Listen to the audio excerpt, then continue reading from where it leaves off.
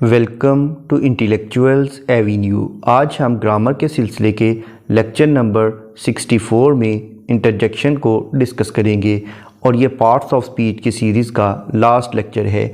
इन lectures में हमने इन parts of speech की डेफिनेशंस को देखा और इनकी काइंड्स को देखा।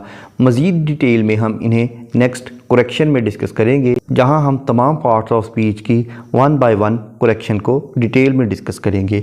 अब हम आते हैं आज के लेक्चर की जानिब।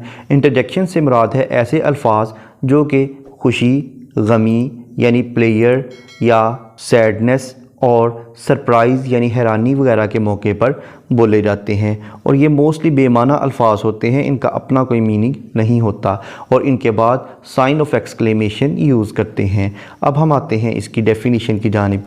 An interjection is a word that expresses strong emotion, यानी ये ऐसे अल्फाज होते हैं जो कि हमारे जज्बात की तर्जुमानी करते हैं। It stands alone and is not grammatically related to the rest of the sentence. ये तन्हा ही इस्तेमाल होते हैं और सेंटेंस के स्ट्रक्चर के साथ ग्रामेटिकली इसका कोई ताल्लुक़ नहीं होता। अब हम आते हैं इसकी एग्ज़ाम्पल्स की जानिब। जैसा कि आह, यानी ये दुख के लिए बोला जाता है। आह, aw, bingo, er, wow, hey, well, what, hurrah, oh, oops, ouch, sh, oh, oh, वैन, yay, yikes, yippee, oh, hush, bravo, hello, well, done, alas, fie, hi, yes, ouch, happy birthday, good morning, dear, heart, oops, who, ओई, etcetera.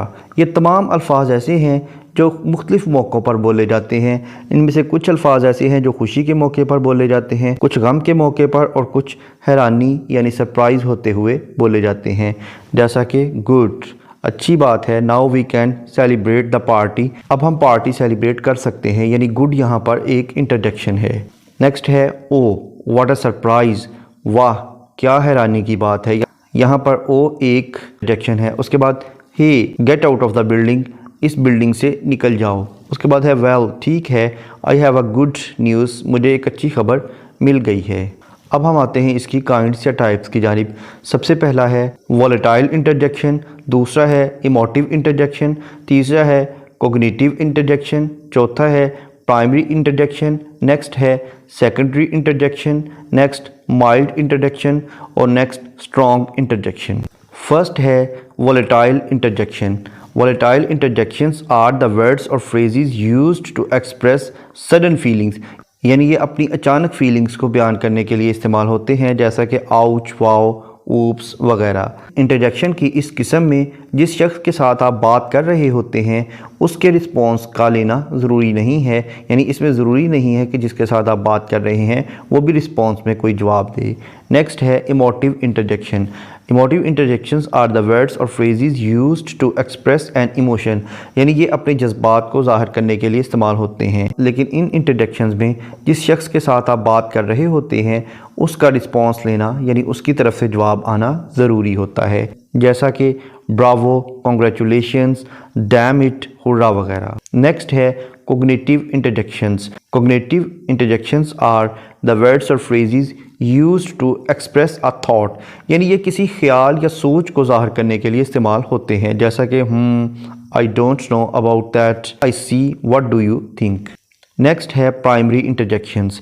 A primary interjection is a word or sound that can only be used as an interjection. Primary interjection do not have alternate meanings and can't function as another part of speech, यानी ये सिर्फ़ और सिर्फ interjection ही होते हैं और इनका बाकायदा कोई मीनिंग नहीं होता और ये किसी और पार्ट ऑफ स्पीच के तौर पर यूज़ नहीं हो सकते, जैसा कि ओह दैट इज़ डिस्गस्टिंग। उसके बाद I think that could work. उसके बाद है we won the game, yippee.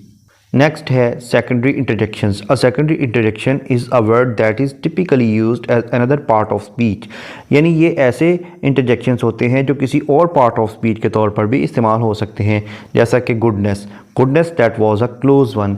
Next है shoot, shoot my flight has been cancelled. Next है mild interjection. The relatively mild expression of feelings and emotion is usually called mild interjections. These types are typically separated from the rest of the sentence by commas। यानी ये वो अल्फाज होते हैं जो अपने हल्के फुल्के जज्बात का इजहार करने के लिए इस्तेमाल होते हैं और इन्हें कॉमा लगाकर बाकी सेंटेंस से अलग कर दिया जाता है, जैसा कि oh I was looking for you. उसके बाद है well it wasn't very easy. Next है I am doing well. Next है strong interjections. The strong outbursts of expression are determined as strong interjections. These types are typically separated from the rest of the sentence by exclamation mark। यानी ये अपने deep emotions को, strong emotions को ज़ाहिर करने के लिए इस्तेमाल होते हैं और इन्हें दूसरे फ़िक्रे से अलग करने के लिए कॉमा नहीं लगाया जाता बल्कि साइन ऑफ एक्सक्लेमेशन यूज़ किया जाता है, जैसा कि ये आई फाइनली पास्ड। उसके बाद बिंगो, फाउंड इट। उसके बाद आउच, दैट हर्ट। यहाँ पर आज का लेक्चर कंप्लीट हुआ और यहाँ पर हमारा पार्ट्स ऑफ स्पीच का सेगमेंट कंप्लीट हुआ। इन लेक्चर का purpose just parts of speech की डेफिनेशंस और इनकी काइंड्स या टाइप्स को बयान करना था और इनकी करेक्शन को डिटेल में समझने के लिए मज़ीद किसी कैटेगरी में हम बाकायदा करेक्शन को स्टार्ट करेंगे, जिनमें इन तमाम पार्ट्स ऑफ स्पीच को वन बाय वन हम करेक्शन के पर्सपेक्टिव में देखेंगे। इन तमाम लेक्चर्स को डिटेल में समझने के लिए इसी चैनल यानी इंटेलेक्चुअल्स एवेन्यू पर पार्ट्स ऑफ स्पीच या ग्रामर की प्लेलिस्ट्स को विज़िट करें, जिनका लिंक डिस्क्रिप्शन बॉक्स में मौजूद है। Thank you for attending these lectures.